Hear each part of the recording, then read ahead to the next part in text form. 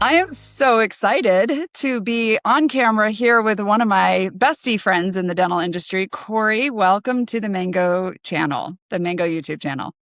Laura, good to see you, as always. So Cory and I have known each other for longer than we want to admit. We have followed each other around this industry. We have been good friends, but we've also been very good at co-working our paths cross a lot. So I have been teaching dental systems and customer service for 20 plus years. And early on, before the internet, there was a lot of challenges of getting the technology support we need and getting the human support we need. And then Cory came into our industry and saw an opportunity to help dentists with this challenge. So I want to start at the beginning, Cory. Tell us a little bit about the challenge that you saw and what you did to solve that for our industry. So I got super lucky, genuinely, where nearly 10 years ago, so December will be 10 years for me. Wow. I got the opportunity to purchase the service arm of Weave. And at the time, it was called Recall Solutions. And all Recall Solutions did is it would take your overdue hygiene list for a dental practice. And then during hours where patients were more likely to pick up the phone, call them and schedule them.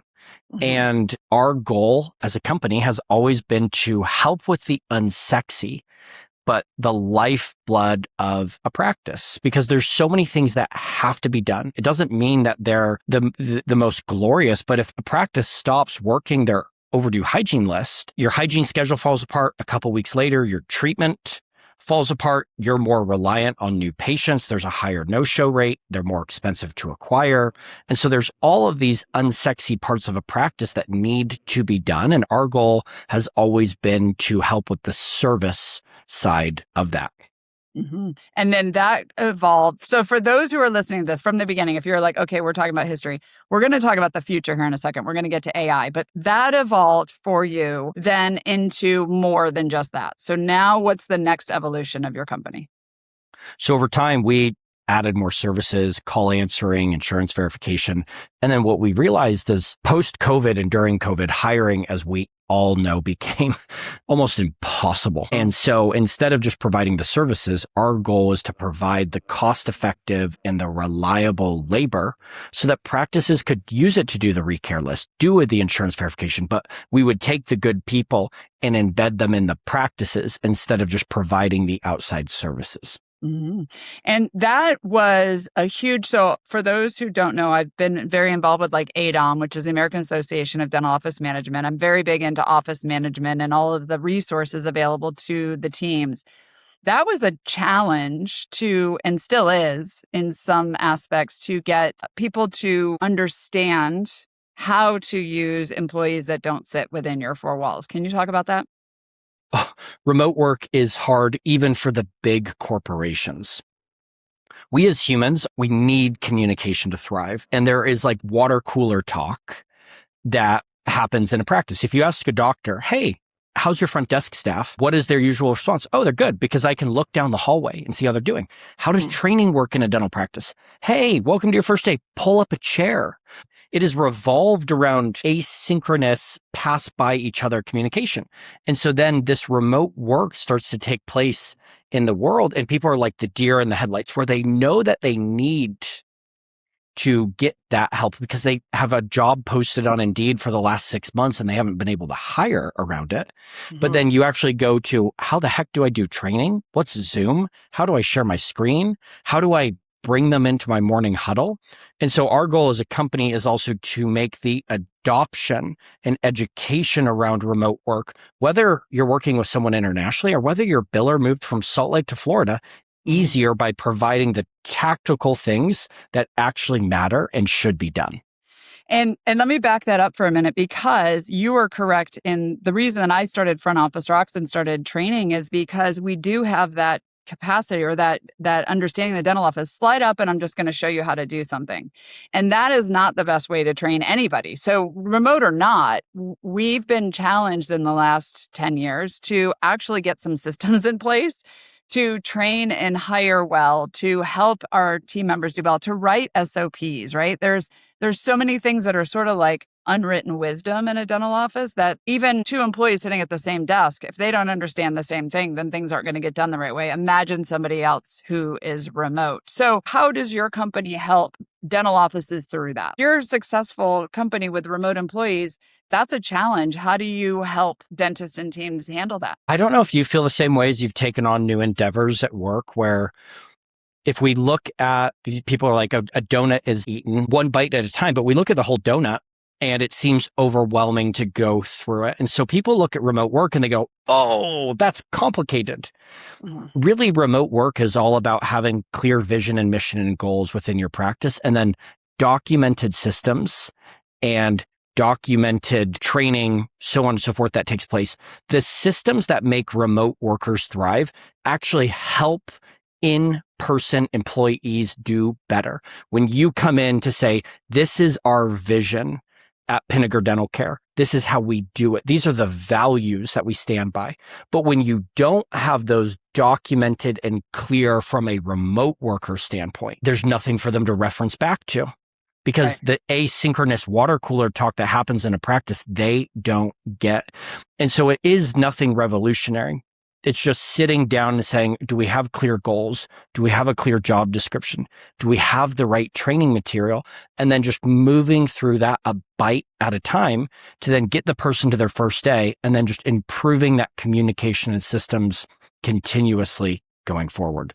And you said something profound that I want people to hear again. It's not going to benefit just the remote employees. It's going to benefit all of your employees. There's so much that dentists, I think up here that they wish their team would know or do. But if you haven't documented it, if you haven't written it out, one of the things that I talk about a lot is customer service.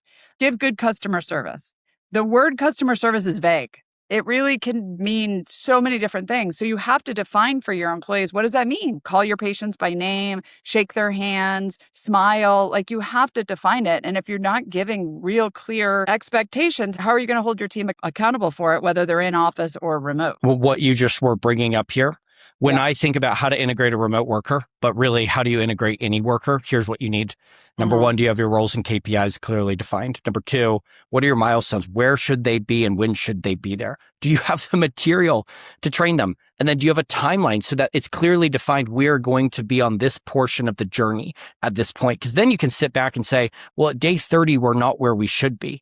And why? Instead of, I thought we would be here by day 30, but that we didn't clearly set those expectations. And you can look at all of this here. This has nothing to do with being a remote worker, but when you don't have this documentation and plan, remote workers really struggle.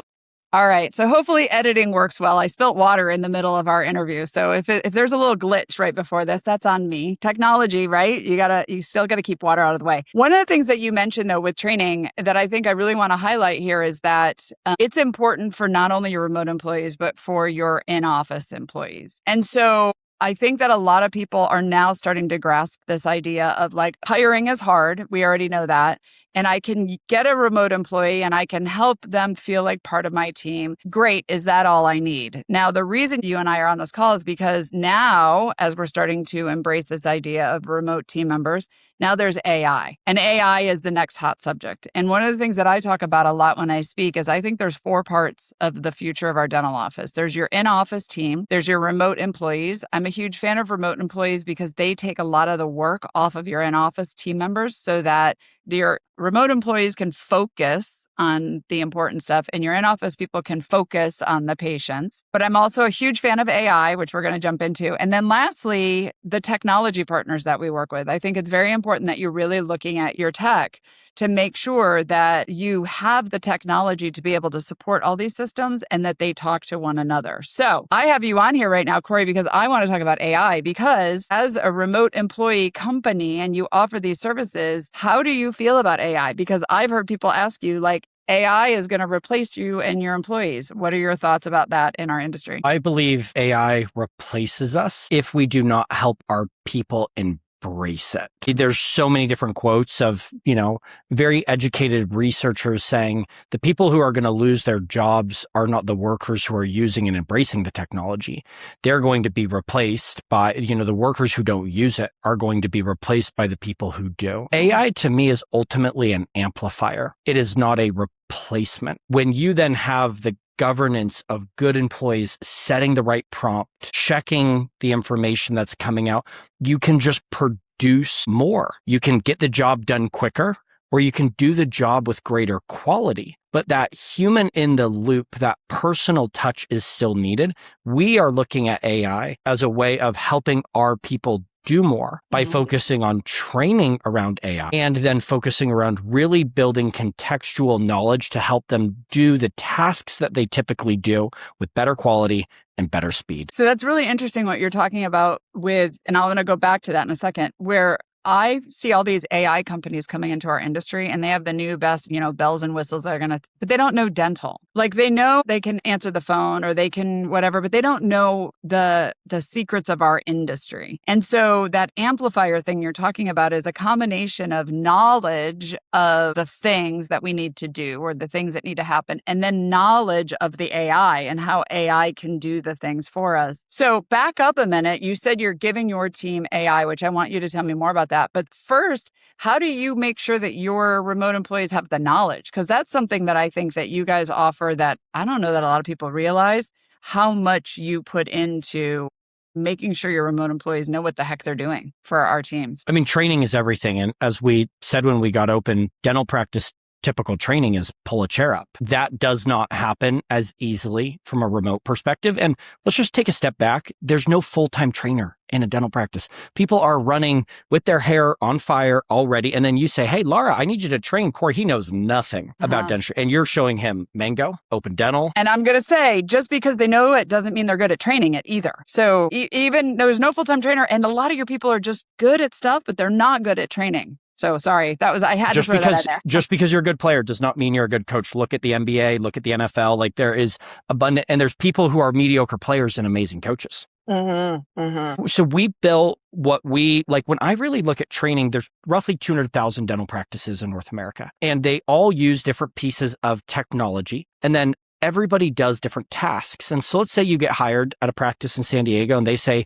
we want you to do recare, hygiene reactivation, and unscheduled treatment outbound calls. And you're using Mango and you have Open Dental and Dental Intel. Well, that's a unique stack of technology and that's a unique stack of tasks. We look at those individual things like Lego blocks. If I had a big jar of Lego blocks here, I could turn it into a Star Wars character, but I also could build it into Ken's Barbie house. Those same Lego blocks do the same thing. So we have built courses around the tasks our team members can do and the technology that they can do. And then at the end of these things, we check for competency. We didn't say, hey, Laura, did you take this course? We then say, okay, you just took a course on new patient scheduling or outbound recare calls. You actually have to go through a mock scenario to show you just can't check the box, but that you're competent and safe to put on the roads. There's so many in-office employees that aren't tested on that. That's insane. That's great. Oh, that's the vast majority because, again, there's no time. Your dentist is practicing 8 hours a day. The only thing they catch is when they're walking in the morning huddle and when they walk out the door for the day. The system has to be done differently because that professional coach and management doesn't even have eyes on the field. They're producing. Right. Well, that's part of the reason we have a phone coaching program at Mango too, because there's so many dentists who will say to us, I don't think my employee's answering the phones right or the conversations, having the right conversations, but I don't know what to tell them. And a dentist is there to be a dentist. I'm there to teach phone skills. Your team's there to teach your employees how to do the tasks. And that's where leaning into companies and partnerships like this can make the biggest difference for the practice. Okay, so now you train the Lego blocks, the things they need. How are you incorporating AI in this then? How is this making such an impact for your team members? And how are you not nervous about AI replacing your remote employees? There's two different things. Number one, I believe in dentistry and in most industries, the human connection deeply matters. Why are you and I on and I'm not talking to a AI prompt of questions because people want to connect with human beings. We are like, for the last 2000 plus years, built that way. And I don't think that's going to change. The second thing is, let's go back to like, I think Amazon's a great example. Amazon is going to automate getting the package as far as they can between planes, trains, semi-trucks, boats, and they get the package. I live in Salt Lake City. They get the package to a warehouse close in Salt Lake, but then there's a driver who picks it up and gets it to the doorstep. That package is not to my house by 4 a.m. when they promise it until the package is in front of the door. AI is helping make that first part of the workflow way better. We can deliver way more packages where we're not picking up our packages with a driver in Nashville. We're picking up our packages in Salt Lake. We can do a lot more. Our people are here to provide the human connection, and they're also to be that last mile delivery concept where AI isn't there yet, but we help get the job done. When you order from Amazon, you don't care if it's a robot that drops it off, if it's a semi truck or it's a person. You just want the package at your doorstep when they said they would. Mm-hmm. And our job is to help take technology, which is the efficient thing that should be used first. It delivers better quality and it's more consistent and it's more cost effective. We then just help complete it where it finishes it. So you showed me this last time you and I were together at a conference. There's a big discussion right now in DSOs and private practice of people who use AI. And some people say use AI like I'd chat GPT, ask a question. Then there's people who are using AI. They're building agentic, things but there's a big wide space in between. And the issue is a lot of our dental people are not the AI people. Like they can follow the system. They can get told, put this prompt in or do this thing, but they're busy enough. They're out there trying to they're overwhelmed. Run the practice. Yes, exactly. But you guys went a step ahead for your remote employees. Can you talk a little bit about what you've done to give the tools to these remote employees so that they already have that AI at their fingertips? Yeah. So there's a really cool article from Harvard Business Review in 2016 by Clayton Christensen. I'd highly recommend anybody reading it. And it's called Jobs to be Done. And what he says is like in work, ultimately, there's a job to be done, which means there's a problem that needs to be solved. And so what we want to do is when we get someone hired to do outbound hygiene reactivation or submitting claims, if we can help them submit more claims that are accurate, the practice gets paid quicker, the practice receives more money, they're getting more of the jobs done. We bring more value. And so we've been building AI-specific projects where you could take a denied claim that you just got back. You can literally upload the PDF. It analyzes based on our 10 years or nearly 10 years of doing this. Why was that claim denied based on the insurance, the state, all of the data that we have, and then say, here's what we need to do to resubmit it, where we should resubmit it, how we should resubmit it. Well, then our team members can submit more claims or work on more denied claims, or they can be more effective on the phones because they have a call coaching tool. And so we're building dental specific co-pilots for our team members to use on the back end so that they can deliver more value. We said something both a second ago.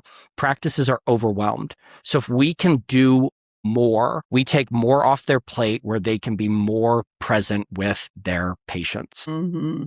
Which, caveat to that, which we could do a whole another hour on that. That means your humans in the practice need to be more human. And that is a scary part for a lot of our team members. A lot of our team members right now, first of all, humans don't love change. So whether it's when we got the internet, whether it's when we started doing remote employees, whether it's AI, change is, like we said, it's we don't know the future and it's uncomfortable. But the second thing is a lot of our team members hide behind the busy work. That feels like job security. I actually went into a dental office recently and she had all the sticky notes all over her computer and she's an office manager. And I said, what are all these? And she said, all the insurance things that I have to do, all of the things. And I said, why don't you have a remote employee doing this? And she said, if I have a remote employee doing this, what would I do? And I'm like, but you're the office manager. You should be out taking care of the fires and seeing the patients.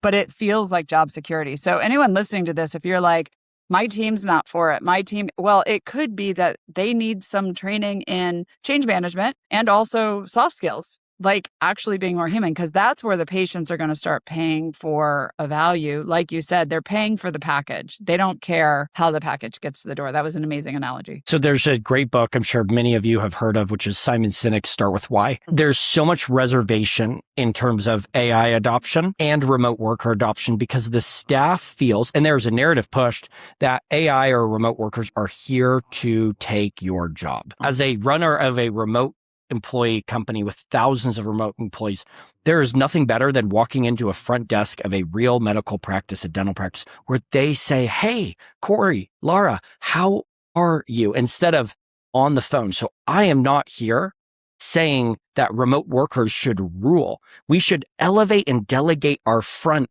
to build the relationships that keep people coming back. And so when we start with why, we help people understand the goal of using this tool isn't to get rid of them. It's to allow them to do what they do best and what will make our practice, your practice, truly memorable. However, in our industry, we have this addiction to chaos. We've normalized running behind. We've normalized being busy. We've normalized. So part of this discussion, when you say, well, why do we consider doing AI? Why do we consider remote employees is what's in it for me? And when your team members can see, you're going to get more time to sit down with a patient and have a full conversation. You're actually going to get to go to the bathroom a couple times a day. You get to go to lunch on time and you get to go to your kid's soccer game. Now there's a little bit more motivation to, and we don't know what that feels like because most of us walk into a dental office and from the second the first patient walks in, we're running around and it's like 5 o'clock and we haven't eaten or gone to the bathroom. So it really is by starting back and saying, why do we even want to consider this? And then what are the steps that we need to do to bring this into our practice? And the one thing we didn't talk about here, and I would love to hear from you on this is kind of setting it up, the fourth part of this, which we didn't plan and talk about, which is technology. So what are your thoughts? Because some of that's a huge challenge for remote employees. And it's a challenge for you see it with the different building blocks that practices use. What are your thoughts around how dentists should start planning for that too, as they're moving forward in their practice? I mean, as people know, the digital age is here, or it was yesterday. And so having digitized phones, not just from a remote worker perspective, but you have access to your systems outside of normal hours. The same for your PMS. If you are logging into a server where you're hoping that the server is on or the remote computer is on. And so technology today is allowing us to not be then just tethered to the practice from a remote work, but just an ease and functionality that at 6 o'clock at night, if someone calls and says, hey, I have a question about this, you can quickly look at the schedule. So continuing to adopt the technology allows the practice to run easier, the patients to get a better experience. You know how sometimes you have those ahas and people are like, yeah, duh, but it didn't hit you until now? I just had an aha that when you said that about remote employees and cloud PMSs, because I know back in the day it was they had to remote into servers and that was a challenge and a concern. But now we have access to have people log on from wherever and be able to monitor and manage that. But let's even think like outsourcing, as we all know, is not a new term. You know, you called Wells Fargo in the early 2000s, you probably got someone who worked at a large outsourcing company and you say, dentistry's behind.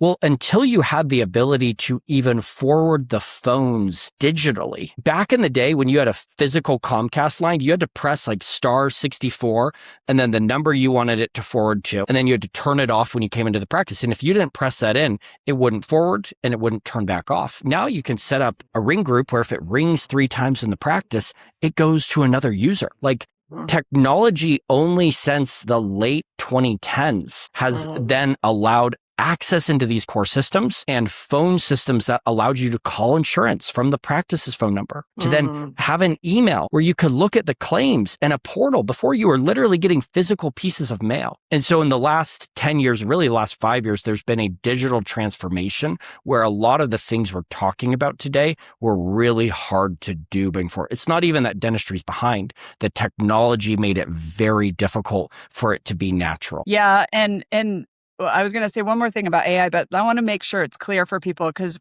in the beginning, when companies started outsourcing, you said that word and it made me think about, and you helped me see the difference with this. We used to outsource to a call center and you didn't know who was going to answer your phone. I remember when we would have like answering services and they're like, dentist office, they're not here.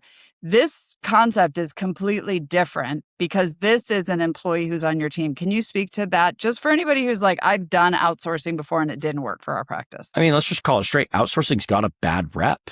People think if I were to describe outsourcing, it is cheap and you get cheap quality back. So it's like, oh yeah, you can send your claims there, but you come in the next day and your insurance verifications are 70% right. Our goal is to take the cost-effective and reliable team member and put them directly in the practice. When they pick up, they know the insurances that are in and out of network. They know what time you're closed. They know that Dr. Pinegar called out today because he's sick. When you're picking up for 58 different dental practices in a day as an outside answering service, which we used to be, you realize it's hard to deliver the quality. So we wanted to take the cost effectiveness and not compromise the quality by implementing or putting our remote workers directly in the practice. They work for one dedicated practice only. They join your morning huddle. They are part of your team. I love it. I love it. So the last thing I want to leave on this is that you didn't know technology was going to be where it is today. Look at where technology is and how much your company and others have been able to, ours, Mango, to the things we can offer now because of technology. The last thing I want to leave on is with AI, it's the buzzword. It's here. We're all starting to work with it and use it, but it's not perfect yet. It still has so many challenges. So just like people who've said, I've outsourced in the past, it didn't work. Well, outsourcing is different now. It's a remote employee, but also so is AI. AI is not perfect, but not working with AI and not having your team embrace AI and not working with your remote employees to help them with AI is not the solution. We've got to start baby stepping into this so that we can have the technology support us. Thoughts on that, Cory? Because you've been diving deep in all the AI for your team members. So I even want to take a bigger step back. Why does any of this stuff, why does the tech matter? Why does the automation matter? Why does the AI matter? Why do remote workers matter? Right. Let's go back since 2001, so 25 years later. How much have reimbursement rates gone up on average? Marginal. If you look at the whole industry, it's 14%. The average reimbursement rate has gone up. If we look at cost from an economic standpoint, cost doubles every 21 to 23 years. So we have a floor that has gone up really fast. We have a ceiling that's marginally gone up. You as the practitioner, the owner, are getting squeezed to death by revenue that's really hard to increase and expenses that are moving up. And the person who's caught in that squeeze is the owner. And the only way out is seeing more patients if you don't change how you practice. If people don't adopt automation, AI, remote workers, these things that allow you to operate differently. They're one of my favorite quotes. The definition of insanity is doing the same thing over and over and over and expecting a different outcome. The reason these tools are talked about right now, the why behind all of this is if practices don't use the help to be more cost effective, to do things a different way, they just can't run away from this reimbursement and cost scenario. AI is cost effective. Remote workers are cost effective. And if we do these things, we actually alleviate some of this squeezing pressure that people have been feeling for 25 years straight and is probably not going to change. So practices have to. I love that. And I talk a lot about what I see where we're going as practices. And this is kind of the spot where you start to determine which way you're going with this. Is it sort of like in and out of network versus fee for service, right? People choose we're going to be in network for these insurances. We're going to be fee for service. And that's a direction and that's a vision, like you said about your mission and vision. I think it's the same with AI. There are companies who are saying that AI is going to be able to replace your whole front desk. AI is going to do all of the stuff. And that's fine for some practices. But also there's going to be patients who, like you said, want that human interaction. They want that to be able to walk in and get greeted. And AI is still part of that equation. But AI isn't part of that equation to take the busy work off your team members so your team members can be more present with your patients. So all of this is part of the future. It's just which path are you taking? And start getting knowledge around it now. Start to embrace it now. So Cory, I could sit and talk to you for an hour. We have actually talked about AI for an hour. Are there any other thoughts or things that you would recommend a dentist or anyone listening to this to start to embrace or think about as they're maybe didn't onboard a great employee and want to try it again? Maybe they've never done this. Maybe they're just starting with AI. What are your final thoughts on that? There's two closing thoughts, and you've owned and operated your own business before. You've scaled really cool things. And there's two things that I think are ever consistent and often unsexy. And people want the fad to always drive the outcome that they want. And usually the things that drive the outcomes that they want are simple and unsexy. Starting with good people is the most important thing that we can do. If we just start with tech, well, then we don't have the right people governing it. And in practice, associates, like good people in your practice will be the greatest alleviation of your stress. And number two, when we look at AI implementation, driving more outcomes, it's not coming from the sexiest software. It's coming from really good training of the users who use it.